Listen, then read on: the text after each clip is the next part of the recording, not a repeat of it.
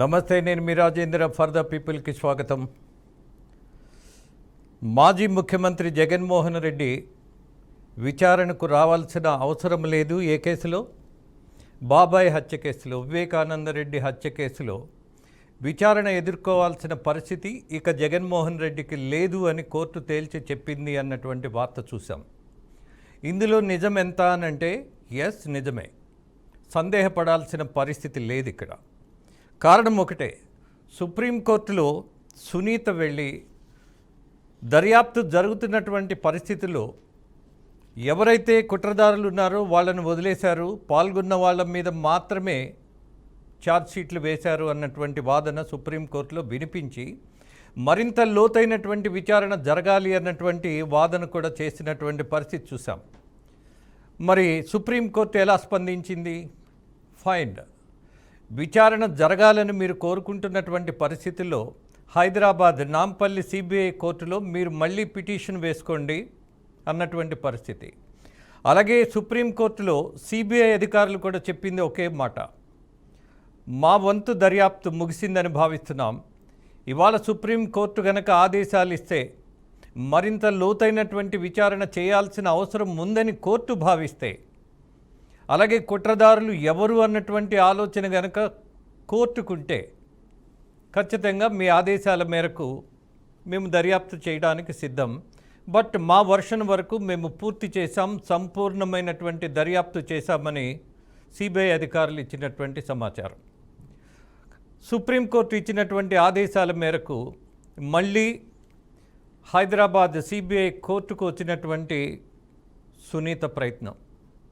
మరేం జరిగింది? Same story. CBI అధికారులు సుప్రీంకోర్టులో ఏదైతే చెప్పారో నాంపల్లి కోర్టులో అదే చెప్పారు.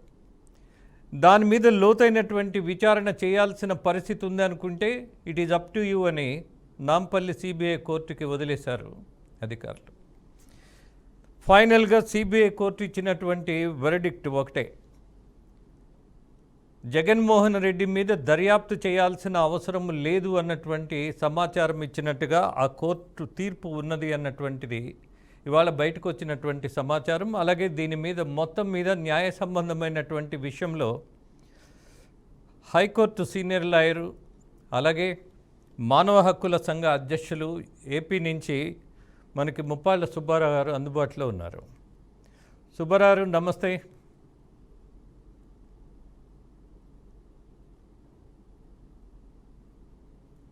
పీసీఆర్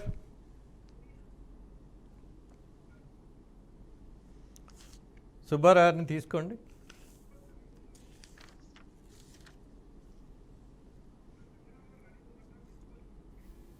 ఎస్ సుబ్బారావు, చెప్పండి. నమస్తే అండి. నమస్తే సార్. ఒక వార్త చదివాం, జగన్మోహన్ రెడ్డి మీద సిబిఐ దర్యాప్తు అక్కరలేదు అన్నటువంటి తీర్పు వచ్చింది అని. దీని పూర్వాపరాలు మీకున్న సమాచారం? ఇక్కడ ఒకటండి రాజేంద్ర గారు, ఆల్రెడీ సిబిఐ కోర్టు 116 పేజీలతో కూడిన ఒక ఆదేశాలని సునీతారెడ్డి గారు తదుపరి విచారణ జరగాలి, దీంట్లో లోతైన విచారణ జరగాలి, దీంట్లో పార్టిసిపేట్ చేసిన వాళ్ళని మాత్రమే విచారిస్తున్నారు, దీనికి అసలు మూలమైనటువంటి సూత్రధారులను విచారించలేదు అనేది, ఇంకా లోతైన విచారణ జరపాలనేది సునీతారెడ్డి గారి యొక్క సుప్రీంకోర్టులో వేసిన, లేకపోతే సుప్రీంకోర్టు ఆదేశాల మేరకు సిబిఐ కోర్టులో వేసినా కానీ ఆ ప్లీతోనే వెళ్ళిందామా. అయితే దీంట్లో సిబిఐ కోర్టు ఇచ్చింది ఏంటంటే ఓన్లీ ఒక అంశాన్ని మాత్రమే తీసుకుంది. ఓకే, ఎవరైతే సునీల్ యాదవ్ యొక్క బ్రదర్గా ఉన్నాడో, సోదరుడు ఉన్నాడో కిరణ్ యాదవ్కి, అలాగే వైఎస్ ప్రకాష్ రెడ్డికి గ్రాండ్ సన్గా, మెటర్నల్ గ్రాండ్ సన్గా ఉన్నటువంటి అర్జున్ రెడ్డికి మధ్య మెసేజ్ల సంభాషణ జరిగింది. ఈ మెసేజ్ల్లో సునీల్ యాదవ్ బ్రదర్ అయినటువంటి కిరణ్ యాదవ్ ఏమని చెప్పాడంటే, వివేకానంద సార్ చనిపోయాడు అని అర్ధరాత్రి 1:43 సమయంలో ఇచ్చారు. అది భారత కాలమాన ప్రకారం. కాబట్టి అర్ధరాత్రి వీళ్ళకి సమాచారం ఎలా వచ్చింది, వీళ్ళిద్దరి మధ్య నుండి సంభాషణ ఏంటి, వీళ్ళిద్దరి మధ్య ఉన్న కమ్యూనికేషన్ ఏంటి, వీళ్ళకి ఎవరు సమాచారం ఇచ్చారు, దాని మీద విచారణ జరపాలి, వాళ్ళని విచారణ జరపలేదన్నారు. ఇంతవరకు బాగుంది. కానీ అసలు అంశాలు ఏమన్నాయంటే సునీతారెడ్డి చెప్పేది, దీంట్లో 40 కోట్ల రూపాయల సుపారీ ఉంది. ఈ సుపారీ ఎవరు ఆ స్తోమత కలిగిన వాళ్ళు ఉన్నారు. అలాగనే దస్తగిరికి స్నేహితుడైనటువంటి మున్నా దగ్గర 46 లక్షల రూపాయలు బ్యాంకులో నుంచి 1 కోటి రూపాయలు దస్తగిరికి ఇస్తే మిగిలిన సొమ్ము కొంత వాడుకొని ఇస్తే ఆ సొమ్ము దాచాడు. ఈ నేరానికి సంబంధించినటువంటి 46 లక్షల రూపాయల చిల్లర దస్తగిరి స్నేహితుడు మున్నా దగ్గర నుంచి బ్యాంకులో నుంచి స్వాధీనపరుచుకున్నారు. ఆ 1 కోటి రూపాయలు ఎవరిచ్చారు, ఎక్కడ ట్రాన్సాక్షన్ జరిగినాయి, ఇవన్నీ విచారణ జరపాలి కదా. దురదృష్టం ఏంటంటే విచారణ జరిపి నిష్పక్షపాతంగా దోషుల్ని నిర్ధారించవలసిన విచారణ సంస్థలు చేతులు ఎత్తేసి న్యాయస్థానం వారు మీరు ఏం ఆదేశిస్తే మీరు చేయమంటే చేస్తామని చెప్పే పరిస్థితికి జయదారినాయి. విచారణ సంస్థల విధులేంటి? వీటన్నిటి మీద విచారించవసరం లేదా? బాహ్య ప్రపంచానికి తెలియకుండానే నారాసుర రక్త చరిత్రని రాశారు కదా, ఆ సమాచారం ఎవరిచ్చారో, ఏ ప్రాతిపదిక ఇచ్చారో చెప్పవలసిన అవసరం లేదా? హార్ట్ అటాక్ థియరీని ఎందుకు క్రియేట్ చేశారు, ఎవరికి సమాచారం ఇచ్చారో చెప్పాల్సిన అవసరం లేదా?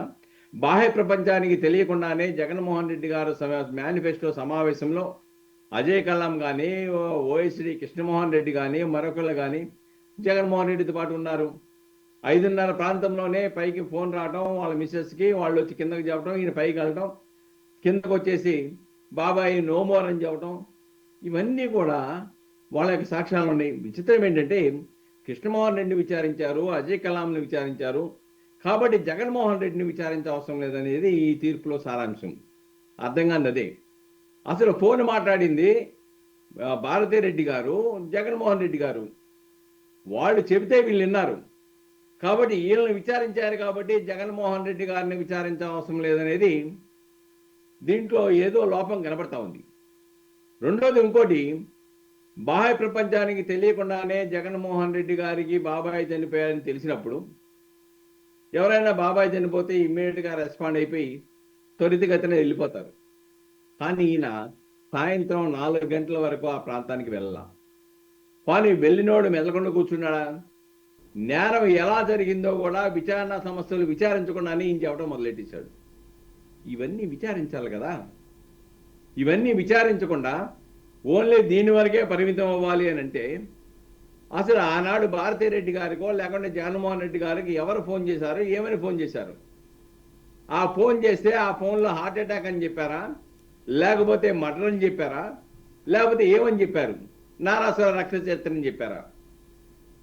సమాచారం తీసుకోవాలి కదా. సరే, అరెస్ట్ తర్వాత విషయం విచారించాలి కదా. అట్లీస్టు అమ్మా భారతిరెడ్డి గారు మీకు ఎవరు ఫోన్ చేశారు, ఏమని చెప్పారు, అయ్యా జగన్మోహన్ రెడ్డి గారు మీరు ఎవరితో మాట్లాడారు, ఏమని చెప్పారు, సమాచారం తీసుకోవడానికి ఏంటి అభ్యంతరం? సుబ్బారావు, ఇక్కడ ఒక విషయం, 5 సంవత్సరాలు మీరు అన్నట్టుగా జగన్మోహన్ రెడ్డి అధికారంలో ఉండి అధికారంలోకి రాకముందేమో సిబిఐ దర్యాప్తు కావాలని ఆయనే డిమాండ్ చేశారు. అధికారంలోకి వచ్చిన తర్వాత అసలు అక్కర్లేదు అన్నటువంటి పరిస్థితికి ఆయన వచ్చేశారు. అలాగే చెల్లి సునీత జగన్మోహన్ రెడ్డిని కలిసినప్పుడు అభ్యర్థించినప్పుడు no need of CBI enquiry అని ఆయనే తేల్చి చెప్పేశారు. కానీ ఇక్కడ ఒక రాజకీయ కోణం మనం మర్చిపోతున్నామేమో అన్నటువంటి పరిస్థితి అనిపిస్తోంది నాకు. ఇక్కడ ఎలా అనంటే నారాసుర చరిత్ర అని రాసినటువంటి పత్రిక నాకేం సంబంధం అని ముఖ్యమంత్రి మాట్లాడవచ్చు, ఆయన అవకాశాన్ని కూడా ఉపయోగించుకోవచ్చు. బట్ ఇక్కడ 5 సంవత్సరాలు ప్రభుత్వంలో ఉన్నప్పుడు మీరు అన్నట్టుగా సొంత బాబాయి హత్య కేసు మీద ఇనిషియేషన్ లేదు, ఏం మాత్రం దీని మీద దర్యాప్తు చేసేటటువంటి ప్రయత్నం జరగలేదు అన్న దాని మీద ఒక రాజకీయ కోణం బహుశా జగన్మోహన్ రెడ్డి ఎంజాయ్ చేశారేమో. ఎందుకంటే ఈ నారాసుర చరిత్ర కథ ఒక 5 ఏళ్ళు నడిస్తే ప్రశాంతంగా అధికారానికి రావడానికి అవకాశం ఉంటుంది, ఈ అపోహనే పెంచుకుంటూ పోదామన్నటువంటి ప్రయత్నంలోనే దర్యాప్తు జరగలేదేమో, అలా భావించవచ్చా? డెఫినెట్గా మీరు అన్నట్టు డిమాండే కాదండి. ఎన్నికలకు ముందు నారాసుర రక్త చరిత్ర రాసేసి తర్వాత ఎవరు దాని గురించి మాట్లాడకుండా గ్యాగ్ ఆర్డర్ తెచ్చుకున్నాడు. తర్వాత ఈ రాష్ట్రంలో నుండి పోలీసుల మీద నాకు నమ్మకం లేదు, సిబిఐ విచారణ జరపాలని హైకోర్టులో, ఆంధ్రప్రదేశ్ హైకోర్టులో పిటిషన్ వేశాడు. జగన్మోహన్ రెడ్డి గారు ఎన్నికైన తర్వాత సిబిఐ విచారణ జరపాలని వేసుకున్న పిటిషన్ ఉపసంహరించుకున్నాడు. సునీతారెడ్డి తల్లి గారు ఇచ్చిన ఆదేశాల మేరకే ఆంధ్రప్రదేశ్ హైకోర్టు సిబిఐ విచారణకి ఆదేశాలు ఇచ్చింది. ఇది మనం చాలా క్లియర్గా తీసుకోవాలి. రెండోది, ఆల్రెడీ శాసనసభలో కూడా జగన్మోహన్ రెడ్డి గారు ఏం చెప్పారు? అధ్యక్ష, ఒక కన్ను ఇంకో కన్ను పొడుస్తుందా అధ్యక్ష అన్నాడు. సిబిఐ విచారణ తర్వాత ఎస్ అధ్యక్ష, ఒక కన్ను ఇంకో కన్ను పొడిచిందని చెప్పేసి వాళ్ళ ఛార్జ్ షీట్లో చాలా స్పష్టంగా పేర్కొన్నారు. రెండోది, దీంట్లో సునీతారెడ్డి చెప్పేది ఏంటంటే, ఒక సాక్షిగా ఉన్న డాక్టర్ గారు చనిపోయారు, అలానే సాక్షులుగా ఉన్న మొత్తం 6 చనిపోయారు రంగయ్యతో సహా. ఇవి అనుమానాస్పద మృతులని చెప్తున్నారు. ఆ దిశలో కూడా విచారణ జరపాలి. అలానే శివశంకర్ ఎవరైతే ఉన్నారో, సిఐ శంకరయ్య ఎవరైతే ఉన్నారో ఆయన విచారణాధికారి. ఆ రోజున ఆయన సాధారణ నుండి అనుమానాస్పద మృతిగా కేసు నమోదు చేశాడు. తన కళ్ళ ముందు సాక్ష్యాలను తులిపివేస్తున్న, కుట్లు వేసిన, భారతిరెడ్డి గారి యొక్క తండ్రి గారి హాస్పిటల్ నుంచి సిబ్బందిని తీసుకొచ్చి కట్లు వేసినా కానీ కళ్ళప్పగుంచి పరోక్షంగా వాళ్ళకి సహకరించాడు. అటువంటి విధి నిర్వహణ లోపానికి పాల్పడినటువంటి వ్యక్తి మీద సస్పెండ్ చేశారు. కానీ జగన్మోహన్ రెడ్డి గారు వచ్చిన తర్వాత జగన్మోహన్ రెడ్డి గారు చేసింది ఏంటంటే, ఆయన మేజిస్ట్రేట్ ముందు నేను జరిగిన వాస్తవాలు చెబుతాను, ఎవరెవరు ఏం చేశారో అని చెప్పారు.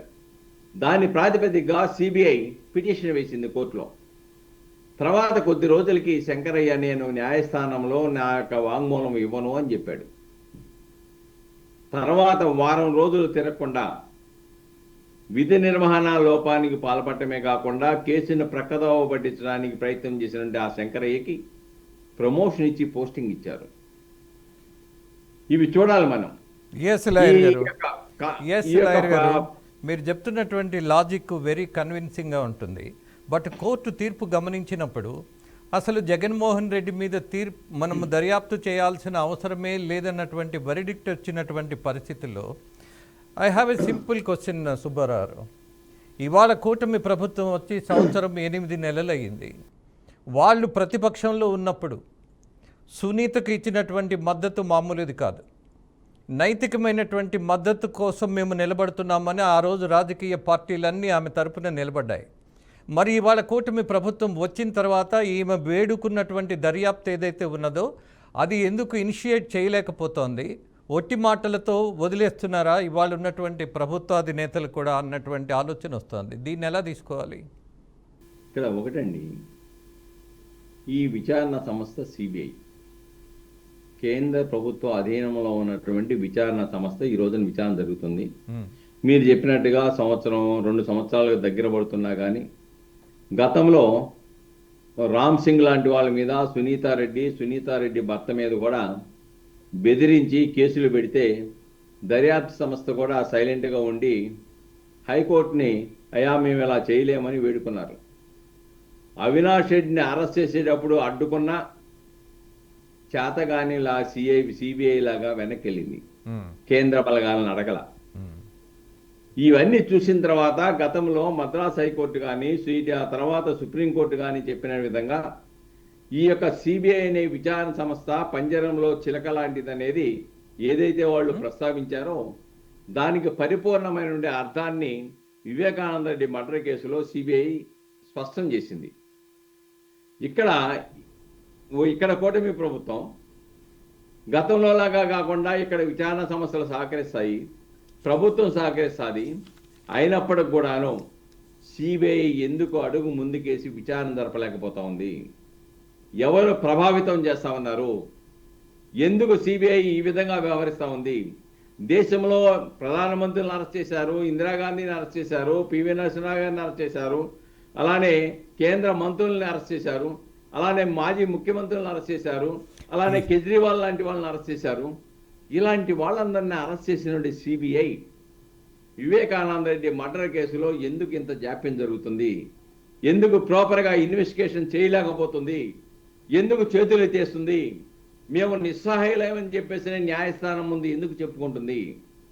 ఇవన్నీ చూసిన ఎస్ తర్వాత సుబ్బారావు, ఇక్కడ ఒక విషయం, రాష్ట్ర ప్రభుత్వం చొరవ తీసుకొని సిబిఐని వివేకానంద రెడ్డి హత్య కేసుకు సంబంధించినటువంటి దర్యాప్తును వేగవంతం చేయించేటటువంటి పరిస్థితి లేనటువంటి దశ ఇవాళ వచ్చింది. కారణం ఏంటి? సుప్రీంకోర్టులోనే సిబిఐ అధికారులు చెప్పేశారు, అయ్యా మా దర్యాప్తు ముగిసిపోయింది, మళ్ళీ మీరు ఏదైనా లోతైనటువంటి దర్యాప్తు చేయాలి అని అంటే పాయింట్ బ్లాంక్లో చేయాల్సిన అవసరం ఉంటే ఖచ్చితంగా చేస్తాం అని సుప్రీంకోర్టు ఆదేశాల కోసం ఒక ఆలోచన చేసింది. బట్ సుప్రీంకోర్టు ఇచ్చినటువంటి ఆదేశాల మేరకు సిబిఐ కోర్టు హైదరాబాద్కి మళ్ళీ సునీత వచ్చింది. ఇప్పుడు end of the story, Jaganmohan రెడ్డికి సంబంధం లేనటువంటి పరిస్థితుల్లో ఎస్ దర్యాప్తు సంస్థలు క్లోజ్ చేసినట్టుగానే భావించాలి. నెక్స్ట్ స్టెప్ ఎలా ఉండాలి మరి సునీత గారికి? డెఫినెట్గా సునీత గారు ఇప్పటికే లీగల్ అడ్వైజ్ తీసుకొని ఏదైతే సిబిఐ కోర్టులో తన వాదనలోనే అనేక అంశాలను పక్కన పెట్టి ఒక అంశం మీద మాత్రమే విచారణ జరపాలని ఏదైతే కోరారో దాని మీద డెఫినెట్గా ఆ మిగతా వాటి మీద కూడా విచారణ జరపాలని ఉన్నత న్యాయస్థానానికి వెళ్తున్నట్టుగా తెలుస్తూ ఉంది. డెఫినెట్గా ఉన్నత న్యాయస్థానానికి వెళ్తారు. డెఫినెట్గా దాంట్లో సమగ్రమైన అంశాలు ఉన్నాయి. సునీతారెడ్డి గారి యొక్క రేజ్ చేసిన అంశాల్లో చాలా అంశాలు, ఎందుకంటే దస్తగిరి జైల్లో ఉన్నప్పుడు, కడప జైల్లో ఉన్నప్పుడు శివశంకర్ రెడ్డి యొక్క కుమారుడు డాక్టర్ పేరు మీద లోపలికి వెళ్ళి ఖైదీలకు వైద్యం అనే పేరుతో నీకు 20 కోట్లు ఇస్తాను, లేకపోతే నువ్వు మారిపో, లేకపోతే నిన్ను బయటకు వస్తే చంపేస్తామని బెదిరించారు. అది ఉంది. చివరికి సునీల్ యాదవ్ కానీ, దస్తగిరి కానీ, సునీతారెడ్డి కానీ, లేకుంటే సునీతారెడ్డి కుటుంబ సభ్యులు కానీ ఈ రోజున ఓపెన్గా చెప్తూ ఉన్నారు, మమ్మల్ని చంపడానికి ప్రయత్నం చేస్తున్నారు, మాకు రక్షణ కావాలని చెప్పేసి అని. ప్రభుత్వ పాత్ర కూడా ఉంది. ప్రభుత్వం డెఫినెట్గా ఈ కేసులో ఉన్న సాక్షులకి, ముద్దాయిలకి, అప్రూవర్గా మారిన వాళ్ళకి, బాధిత కుటుంబానికి పరిపూర్ణమైన రక్షణ కల్పించాలి. కేంద్ర ప్రభుత్వం దృష్టికి కూడా తీసుకెళ్లి ఈ కేసును మరింత సమగ్రంగా విచారణ జరపాలని చెప్పేసి అని సిబిఐ ఎప్పుడైనా జరపచ్చండి. ఛార్జ్షీట్ వేసినంత మాత్రాన పోయినట్టు కాదు. కొత్త అంశాలు ఏమైనా కానీ సిబిఐ దృష్టికి వస్తే ఈవెన్ ట్రయల్ జరిగే ముందు కూడా ఎప్పుడైనా కానీ వాళ్ళు విచారణ జరిపి తదుపరి విచారణకు సంబంధించి సప్లిమెంటరీ ఛార్జ్షీట్ వేసుకునే హక్కు విచారణ అధికారులకు ఉంది. ఫైన్. కాబట్టి ఆ దిశలో ఆలోచించాలి. ప్రభుత్వం కూడా ఒకవేళ అయిపోయిన తర్వాత, విచారణ అయిపోయిన తర్వాత కూడా రాష్ట్ర ప్రభుత్వం డెఫినెట్గా కేంద్ర ప్రభుత్వం మీద ఒత్తిడి తీసుకొచ్చేసి ప్రత్యేకమైన కోర్టులు త్వరితగతిన విచారణ జరిగేటట్టు, సాక్షులకు రక్షణతో కూడిన ప్రయత్నాలు కనుక చేయకపోతే అరకామణి కేసులో లాగానే ప్రధాన సాక్షులు అనుమానాస్పదమూర్తి హత్యలు కాబడతారు. అలానే పరిటాల రవి దాంట్లో కూడా మనం చూసాం, సాక్షులు ముద్దాయిలు. సుబ్బారావు ధన్యవాదాలు. నిజానికి కోర్టు ఇచ్చినటువంటి తీర్పు ప్రకారం, సుబ్బారావు కోర్టు ఇచ్చినటువంటి తీర్పు ప్రకారం ఇవాళ జగన్మోహన్ రెడ్డి కొంత విముక్తుడయ్యాడు అని భావించాల్సిన పరిస్థితి ఉన్నది.